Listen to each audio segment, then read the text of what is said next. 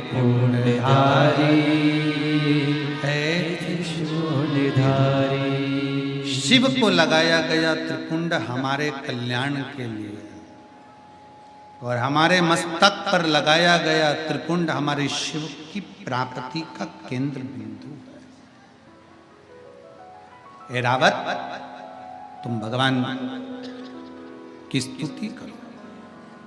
ये सब मुझे पशु कह रहे हैं, जानवर कह रहे हैं, अपशब्द कह रहे हैं, इनके लिए मैं क्या करूं?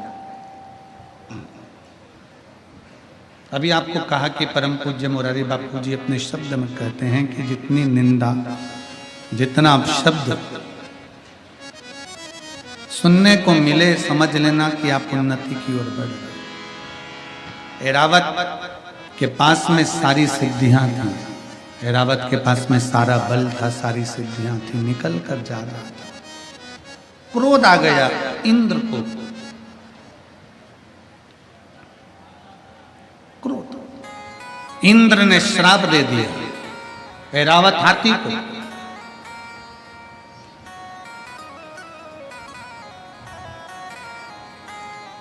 एरावत, तेरे पास में जितना वैभव है, तेरे पास में जितनी सिद्धियां हैं, सारी सिद्धियां और वैभव तेरा समाप्त हो जाए, तू मृत्यु लोक में चला जा। मृत्यु लोक।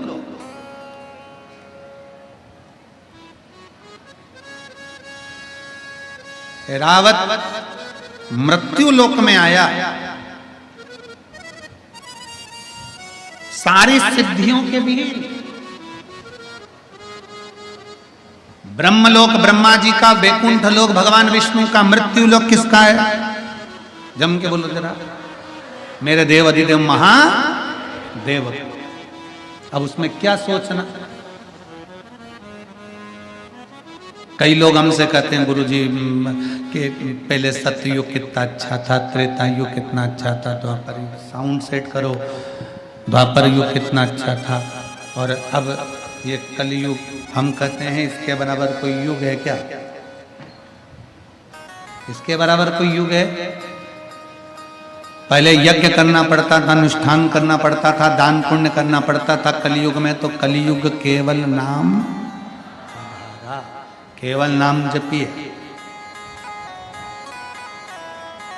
और कितनी विद्वत्ता मेरे तुलसी बाबा में होगी, कितनी विद्वत्ता मेरे तुलसी बाबा में है कि मेरे दादा तुलसी बाबा कहते हैं कलयुग केवल नाम आधारा। उन्होंने ये नहीं लिखा कि कलयुग केवल राम आधारा, क्योंकि उस पर भी विवाद खड़ा हो जाता। आज के लोग जरा जरा सी बात में विवाद खड़ा कर देते हैं।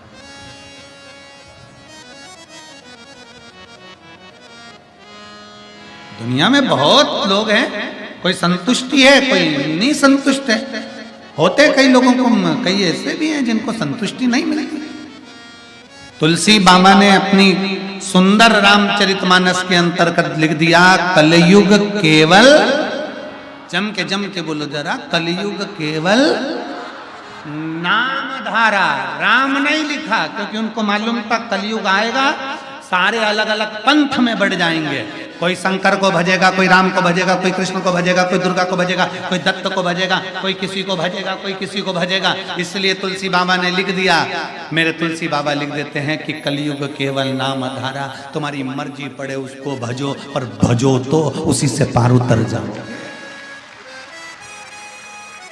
तुम्हारा मन पड़े उसकी भक्ति करो, तुम्हारा मन पड़े वो भजो। तुलसी बाबा कहते हैं तुम्हारा दिल कर जाए वो भजना प्रारंभ कर दो, नाम जप करो, नाम जप।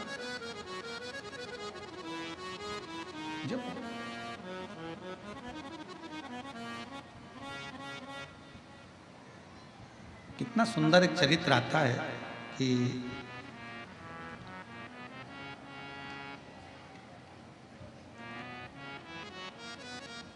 तुलसी बाबा जी की कुटिया में 3-4 चोर घुस गए।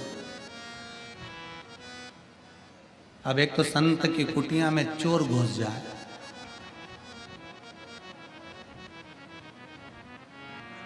तो ईमानदारी से बोलना,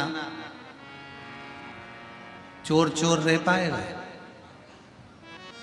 आधा घंटा भी अगर किसी सच्चे संत का, सदगुरु का सानिध्य किसी दुनिया के अच्छे अच्छे चोटे को भी मिल जाए ना, तो वो संत अपने रंग में रंगी देकर संत ही बना देता है। सच्चा संत, सच्चा साधु, सच्चा तपस्वी, साधक, उपासक अपने रंग में रंग देता है। जैसे कल आपको कथा में कहा था कि हमारे वो जहाँ ठहरे माँ जीजी बोली कि हम फोटो खींचते हैं, कोई कैमरे से खींचे, कोई मोबाइल से खींचे, तुम क्या खींचते? हमने कहा शिव पुराण से तुम्हें खींच लेते हैं। खींच तो रहे ना शिव तत्व पूजा।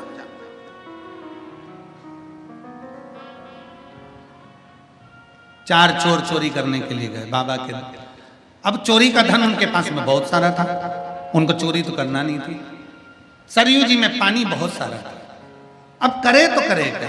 उन्होंने कहा, तुलसी बाबा के पास में पहुंचे और उनसे कहा, तुम नदी के तट पर रहते हो, तुम्हें तैरना आता होगा। तुलसी बाबा बोले, नहीं मुझे तैरना नहीं आता।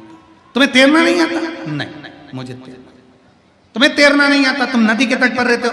बाबा बोले, तैरना तो आता है, पर बात इतनी सी है कि सरयू मैया उफान पर पड़ी हुई है, मैं बूढ़ा आदमी, मैं कहाँ तैरूंगा? तुम बताओ ईमानदारी से। नहीं, तुम्हें तैरना आता है, हमारे पास चोरी का सामान है, हम चोटे, ये सामान लेकर जाना है हमको उस पार, चलो छोड़ के आओ। तुलसी बाबा के मैं तुम्हारे हाथ जोड़ूं, मुझे बुढ़ापे में कहाँ ठंडे पानी में डाल दो, कहाँ ठंडे पानी में।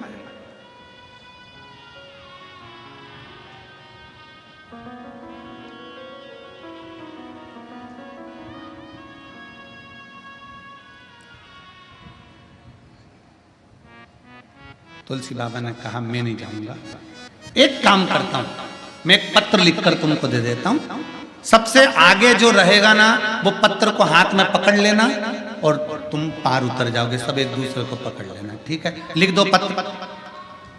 चोर के हाथ में पत्र दे दिया बाबा ने लिखकर, पत्र आगे वाले ने पकड़ा, सबने एक दूसरे को पकड़ा, चोरी का सामान पीछे, और सब सरयू जी से पार उतर गए। दूसरा चोर बोला, रे आखिर ये बुढ़े बाबा ने पत्र में ऐसा लिखा क्या था कि ना हाथ हिलाया ना पांव हिलाया और अपन सरयू जी के पार उतर गए? जरा पढ़ तो जरा। जो पत्र खोला तो पत्र में लिखा था राम। क्या लिखा था? पत्र में लिखा था राम। चोरों ने विचार करा, बूढ़े ने अपन को बेवकूफ बना दिया। वापिस उनने पत्र पकड़ा, सबने हाथ पकड़े, वापिस तुलसी बाबा के पास पहुंच गए। ओ बाबा, ऐसा राम तो हम भी लिख लेते और हम भी पार हो जाते, इसमें कौन सा बड़ा बात है? तुलसी बाबा कहे, भैया तुम वापिस लौट कर आए हो, मैं तो यही चाहता हूं कि दुनिया का हर व्यक्ति दिल पे राम लिख ले और भवसागर से पार उतर जाए। दिल से अपने हृदय में, अपने चित्त वृत्ति में राम को रखो, पार उतर जाओगे। इसलिए बाबा कहे कि कलयुग केवल और सुमर सुमरे नरे उतरे पार। आप भज लो, परमात्मा की भक्ति इतनी करो कि पार उतर जाओ। एरावत को लगा, श्राप दे दिया स्वयं इंद्र ने, तुम अपनी सत्ता से, अपने राजसी ठाट से, अपनी सिद्धियों से विहीन हो जाओ। एरावत भूमि पर आ गए, करूं क्या, मैं कहाँ जाऊं? एरावत रोता हुआ सबसे पहले कहाँ जाए, तो सीधे कैलाश पर पहुंच गया। शंकर भगवान मौन होकर बैठे थे। एरावत किससे बात करे? नंदी से मिल गया। नंदी ने पूछा, तुम कौन? मैं हाथी, गज, एरावत हाथी, इंद्र का हाथी। इंद्र का हाथी एरावत। अच्छा, कैसे आना हुआ? मुझे श्राप लगा है, मैं यहाँ नीचे आ गया हूँ, पृथ्वी मेरी राज सत्ता सब विहीन हो गई, मेरी श्री चली गई, मेरी सिद्धियां चली गई। ये सारी सिद्धियां मुझे फिर कैसे मिल गई? मैं कष्ट में हूं, बहुत दुखी हूं, मैं हार चुका हूं, कैसे? जाओ, शंकर भगवान की निज भूमि, जहां शिव अकेले नहीं रहते, अपने पूरे परिवार और गणों के साथ रहते हैं। कैलाश पर शंकर भगवान माता पार्वती के साथ में हैं, कैलाश पर भगवान शंकर भगवान गणेश जी के साथ में हैं, कैलाश पर भगवान शंकर षडानंद कार्तिकेय के साथ हैं, कैलाश पर भगवान शंकर अपने गणों के साथ में हैं। पर भगवान नंदी जी कहते हैं भगवान शंकर की एक निज भूमि है काशी, जिस काशी में शंकर भगवान नेत्र बंद कर कर नहीं रहते, वहां तो अपने गणों के बीच अपने भक्तों के दुख हरने के लिए बैठे रहते हैं। वहां काशी का मेरा बताया, काशी में भ्रमण करा,